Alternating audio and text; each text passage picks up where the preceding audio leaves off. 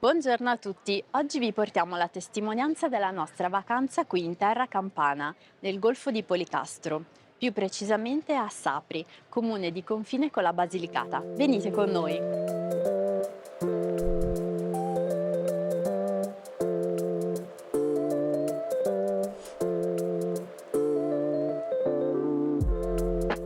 Immersa in una natura rigogliosa e circondata da colline sempreverdi, Sapri è una delle località turistiche più rinomate e più frequentate non solo del Cilento, ma dell'intera regione, tanto che ha ottenuto più volte il titolo della bandiera blu. Città dalle origini davvero antiche, Sapri godeva già di fama e considerazione al tempo degli antichi greci, anche se è in epoca romana che la città diventò una meta estiva molto ambita dai ricchi cittadini del tempo, che qui costruirono numerose ville. L'apprezzamento per questa bellissima città è testimoniato dalle parole di Cicerone, che la definì come parva gemma maris inferi, ovvero la piccola gemma del mare del sud. La famosa poesia di Luigi Mercantini, La spigolatrice di Sapri, è ispirata alla fallita spedizione di Carlo Pisacane, approdato a Sapri nel giugno del 1857 con circa 300 volontari, che avevano lo scopo di innescare una rivoluzione antiborbonica nel regno delle due Sicilie.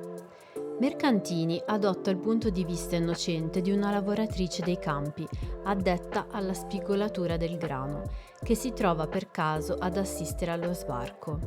La donna parteggia per i 300 e li segue in combattimento, ma finisce per assistere impotente al loro massacro da parte delle truppe borboniche.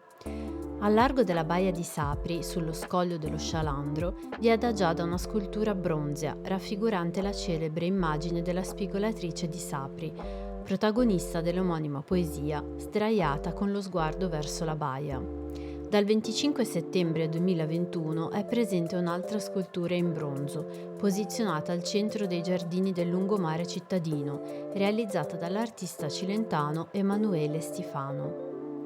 Il sentiero Apprezzami l'Asino è il percorso che parte dal porto di Sapri e che percorre la costa verso Maratea. Un tempo era l'unico collegamento per gli scambi culturali e commerciali delle due cittadine. Passeggiare lungo il sentiero permette di godersi un panorama spettacolare e suggestivo a contatto con la natura.